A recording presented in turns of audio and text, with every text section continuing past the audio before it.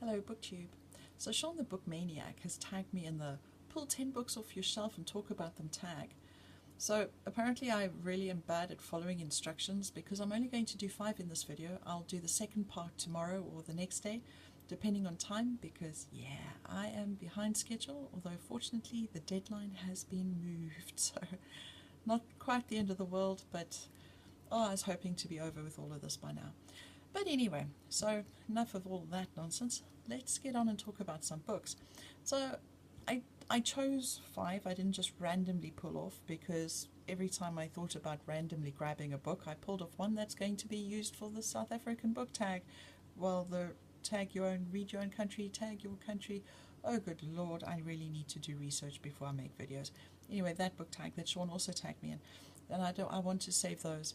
I also try to find books that I haven't heard about on BookTube before because, BookTube, you pretty much hear the same books over and over and over again. And I thought, well, let me see if I can find something different. So the first book I want to talk about is Time and Time Again by Ben Elton. Now, this says here, if you had one chance to change history, where would you go? What would you do? Who would you kill? Basically, the premise behind this is that Isaac Newton, in his reclusive years before he died, worked out that there was a wormhole in time that could send you back to, drumroll here please, 1914. So, they send Hugh Stanton. He was formerly a soldier, but he was also an academic, to go back and sort out stuff, prevent stuff. If you don't know what stuff is, it's World War One, which would then probably prevent World War II, which would probably prevent a whole lot of other stuff. So, interesting story. What I liked with this was that it was not predictable, because I'm pretty sure you've heard this premise now and you've gone, okay, well, I figured out how it's going to end. And what I really liked with this is that that was definitely not the case. This book, there was different ideas in this, and I liked the overall idea, which I can't tell you because that would be spoiling it. But as far as a plot-driven story goes, this was pretty awesome. I really enjoyed it. I can't remember what I thought about the writing though. We're going back a bit in time. The next book I'm going to talk about is by Anthony Horowitz. Now, in my halfway wrap-up, I spoke a little bit about Anthony Horowitz' Alex Rider series, his young adult series. But Anthony Horowitz has been writing books and TV series for a very long time. He does, he did, or does, I don't know if they're still making them, the Midsummer Murders series, and he did Foyle's War for the BBC. So he is very good at the well-plotted, thought-out crime novel. And the Conan Doyle estate actually approached him. It was the first time they ever did so, and asked him if he would write another Sherlock Holmes story.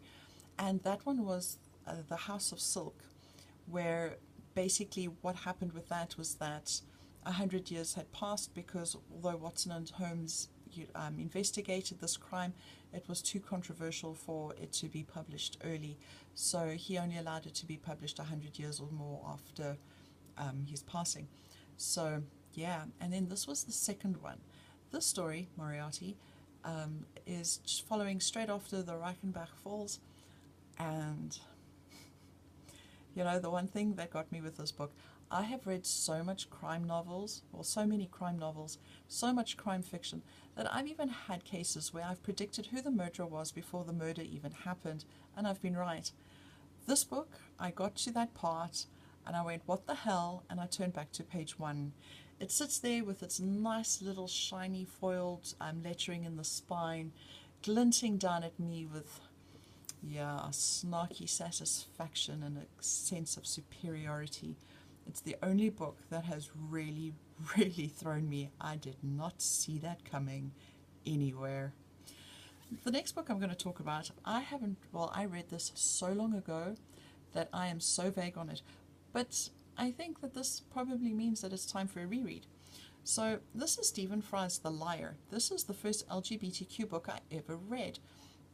I can't remember how long ago it was, but I know it was before I went to South Korea for the very first time, so that's probably early 2000s, very, very early 2000s. Now, I've got a very, very vague memory on this, and the things that I do remember I can't really reveal because this also has one whopper of an ending. But I can tell you that Stephen Fry really impressed me with his vocabulary. Man, does that man know what words are. Sure. If he could find a word that long for he would use it. Anyway, if I can give a clue on this, it's remember the title when you're reading the story. But this was fabulous. I remember being so engrossed. I don't know what I'd think about it now.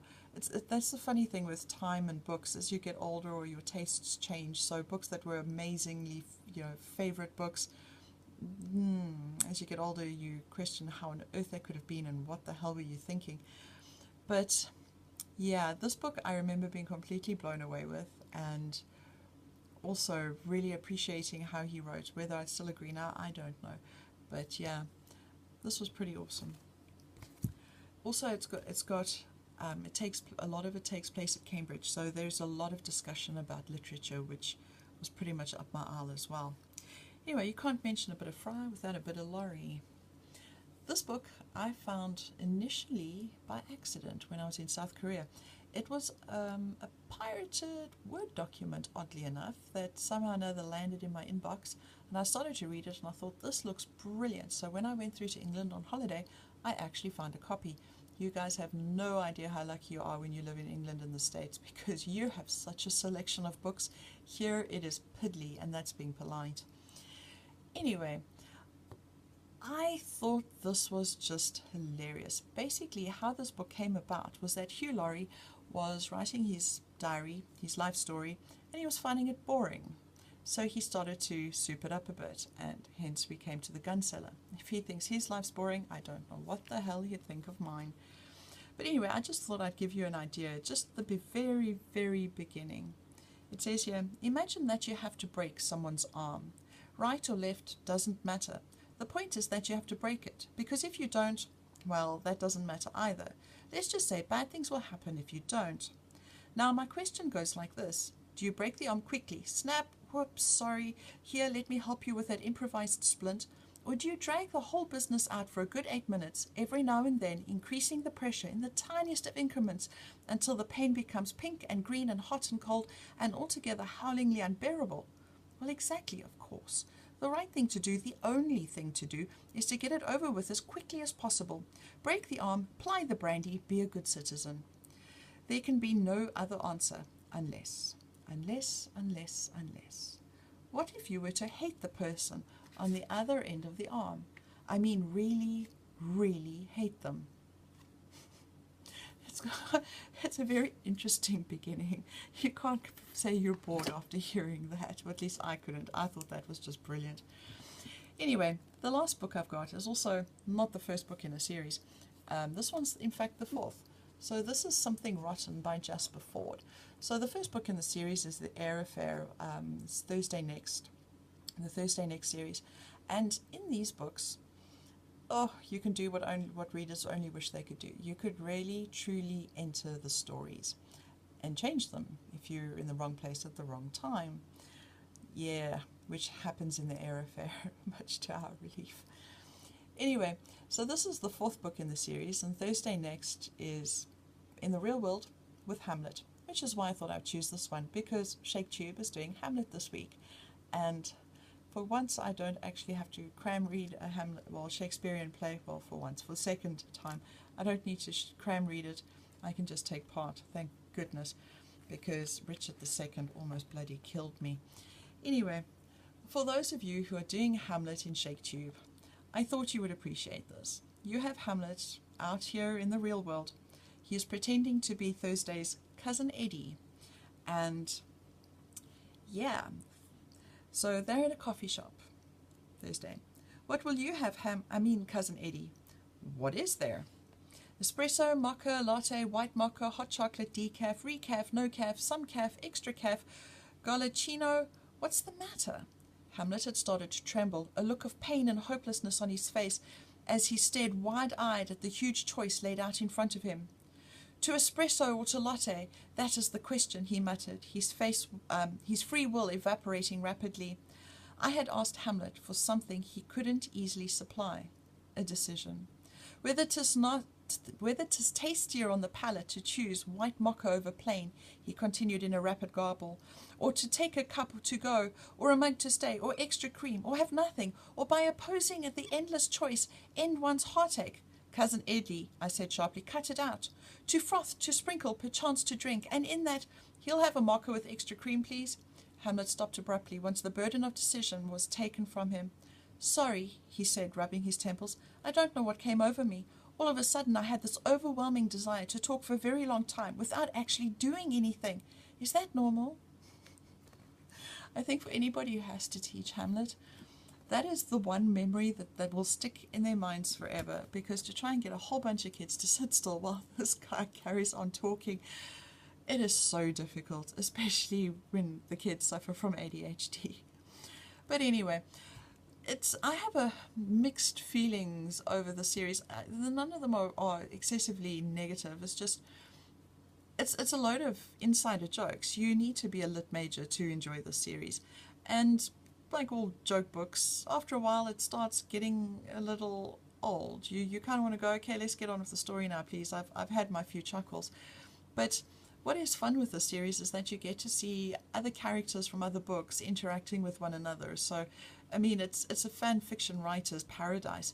There are places where, in earlier books, where you had Miss Havisham from Great Expectations going road racing against Toad from The Wind in the Willows. And, you know, it's absolute craziness, but there's a lot of insider jokes. I mean, like that part, if you weren't familiar with the to be or not to be speech, that wouldn't have quite got it, well, caught your interest or the humor. So, yeah, the Jasper Fforde series, I've got 2 more to go that are on my shelf, and then after that I'll see if I'm going to buy any more. But yeah, so that's the first part. I've hauled off 5 and I've rambled about them. I hope I've given you a little bit more to go on than just a ramble. See if you're interested in them or not. Maybe next time I'll see if I can actually put a lady in here somewhere, because apparently I'm very man-centric at the moment with my reading. But that's because I've been reading my TBR pile, and I had gathered so many male writers over the years that I need to put a chop down there and, you know, start clearing out the pile that's been there for a few decades and start getting to read new books. Well, not just read the new books, but, you know, get it to the point where everything on the shelf is newer, so I can actually remember what the hell they were about and why I bought them. So I will see you either tomorrow or the next day, and yeah, take care. I'll see you around. Bye.